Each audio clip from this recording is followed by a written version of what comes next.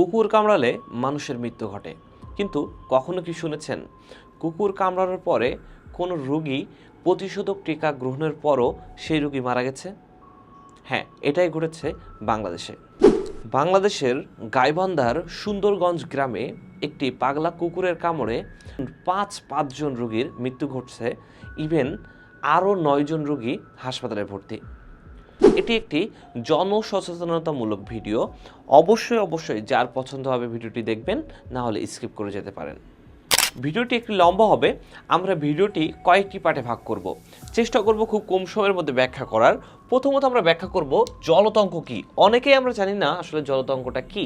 জলতঙ্ক হলো সাধারণত কুকুর কামড়ালে বা কুকুরের লালার মাধ্যমে এই রোগটি ছড়িয়ে থাকে। কারণ হচ্ছে কুকুর বা কুকুরের লালাতে সাধারণত র্যাবিস নামের একটা ভাইরাস থেকে থাকে। এই র্যাবিস নামক ভাইরাসের কারণে সাধারণত এই রোগটি হয়ে থাকে। দ্বিতীয়ত আসি কুকুর কামড়ালে কেন হয়। অনেকেই আমরা কখনো জানারই ট্রাই করে নাই কুকুর কামড়ানোর পরে কেন মানুষ কুকুরের মতো আচরণ করতে থাকে। অ্যান্সারটি হলো এই, কুকুর কামড়ালে সাধারণত কুকুরের লালায় যে র্যাবিস ভাইরাসটি থাকে এটা মাংসপেশিতে যাওয়ার পরে এটা দুটি জায়গায় অ্যাটাক করে ফেলে।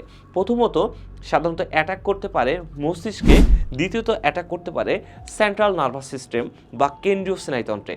সাধারণত যখন কুকুর মাংসপেশিতে কামড়ায়, মাংসপেশিতে কামড়ানোর পরে ওই নির্দিষ্ট জায়গাতেই এই র্যাবিস ভাইরাস বিস্তার করতে থাকে, সংখ্যা বৃদ্ধি করতে থাকে।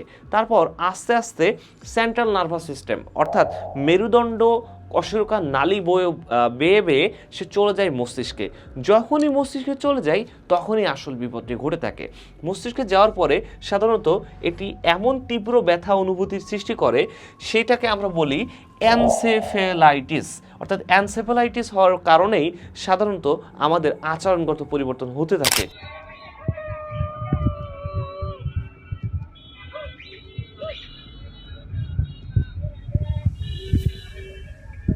এরপরে আমরা জানা ট্রাই করব কেন একটি কুকুরে কামড়ানোর রোগী সাধারণত পানি দেখলেই ভয় পায় বা হাইড্রোফোবিয়া আসে। যখনই একটি কুকুর কামড়াচ্ছে তখন সে এই যে মস্তিষ্কে এনসেফেলাইটিস তৈরি করলো, তীব্র ব্যথা অনুভূতি তৈরি করলো, পাশাপাশি এই ধরনের সেন্ট্রাল নার্ভাস সিস্টেমের কারণে আমাদের যেটার কারণে আমরা খাবারটি গিলে ফেলতে সাহায্য করে অথবা যেটার মাধ্যমে আমাদের শ্বাস প্রশ্বাস নিয়ন্ত্রণ হয়, সব কিছু আস্তে আস্তে ধ্বংস করে ফেলে দেয়। যার কারণেই কোনো একটা খাবার গেলার যে তীব্র ব্যথা অনুভূতি, এই জিনিসটি রোগীর মস্তিষ্কে বারবার স্মৃতি তৈরি করতে থাকে। যখনই সেই তীব্র ব্যথার কথা মনে পড়তে থাকে তখনই পানি গেলার কথা অথবা পানির শব্দ পাইলেও সে সাধারণত কুকুরের মতো আচরণ করতে থাকে।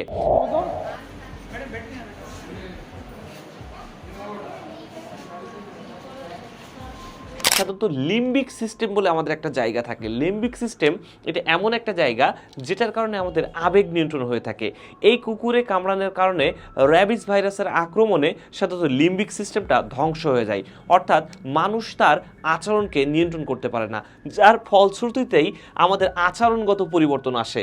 অর্থাৎ সেক্ষেত্রে রোগী সাধারণত উত্তেজিত হয়ে যায়, বারবার উত্তেজিত হয়ে কুকুরের মতো আচরণ করতে থাকে এবং সে তার সকল ধরনের অনুভূতি হারিয়ে ফেলে, যার ফলশ্রুতিতে আমরা এটা দেখতে পারি। লাস্ট আমরা বলবো ইনকিউবেশন পিরিয়ড। সাধারণত কুকুর কামড়ালে কত দিনের মধ্যে এই ভাইরাসটি ছড়িয়ে থাকে? 1 থেকে 90 দিন। অর্থাৎ যেদিন কামড়িয়েছে তার ঠিক 90 দিন পর্যন্ত এই ভাইরাসটি সংক্রমিত হওয়ার সময়কাল থেকে যায় বা সুপ্তিকাল থেকে যায়। তবে মনে রাখবেন এটার কামড়ানোর জায়গা ভেদে কিন্তু অন্যরকম কাহিনী হতে পারে। অর্থাৎ একটি হাত বা পায়ে কামড়ালে 1 থেকে 90 দিন বা তার থেকে বেশি সময় লাগতে পারে।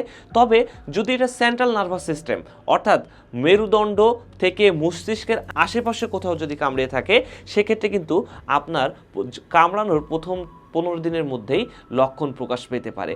এবং এরপরে আমরা চলে যাব কুকুরে কামড়ানোর ডোজ বা ভ্যাকসিন। এটাকে 3 ভাগে ভাগ করা হইতে পারে।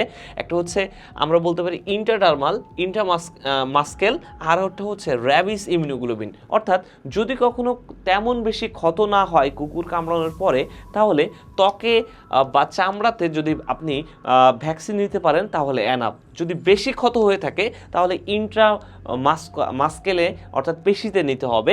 এর পাশাপাশি অবশ্যই র্যাবিস ইমিউনোগ্লোবিন বলে একটা সিরাম ইনজেকশনের মাধ্যমে নিতে হবে, পাশাপাশি টিটেনাসটাও নিয়ে নেওয়া প্রয়োজন। এবার আসেন মেন কাহিনীতে ফিরে আসি, কেন ভ্যাকসিন নেওয়ার পরও আমাদের এই যে গাইবান্ধার সুন্দরগঞ্জে রোগীগুলো মারা গেল? কারণটা হচ্ছে তারা ভ্যাকসিন ঠিকই নিয়েছিল, কিন্তু যখন কামড়িয়েছিল তখন প্রথম 15 মিনিট সব থেকে ইম্পর্টেন্ট 15 মিনিট, অর্থাৎ কামড়ানোর পরে ভাইরাসটি ছড়ানোর জন্য সাবান পানি দিয়ে অর্থাৎ খার পানি দিয়ে আমাদের কামড়ানোর অর্থাৎ আক্রান্ত স্থানটি খুব ভালোভাবে ধুয়ে নিতে হবে। মনে রাখবেন, ভ্যাকসিন হলো শেষ প্রতিরক্ষা, কিন্তু সাবান পানি হলো প্রথম প্রতিরক্ষা। যদি আপনি প্রথম প্রতিরক্ষায় ভালোভাবে না করতে পারেন, শেষ প্রতিরক্ষা পর্যন্ত আপনি বেঁচে থাকবেনই বা কী করে। সুন্দরগঞ্জে রোগীগুলো মারা যাওয়ার অন্যতম কারণ ছিল তারা সাধারণত সেন্ট্রাল নার্ভাস সিস্টেম অর্থাৎ মুখে কামড়িয়েছিল, এবং তাদের ক্ষেত্রে তারা সাবান পানি দিয়ে খুব ভালোভাবে ধুয়ে নিতে না পারার কারণে সেন্ট্রাল নার্ভাস সিস্টেমে খুব তাড়াতাড়ি অ্যাটাক করে ফেলে, এবং অ্যাটাক করার পরে এটা মস্তিষ্কে খুব দ্রুতই আঘাত করে, যার ফলশ্রুতিতে ভ্যাকসিন নেওয়ার পরও এই ধরনের রোগীকে আর বাঁচানো যায় নাই।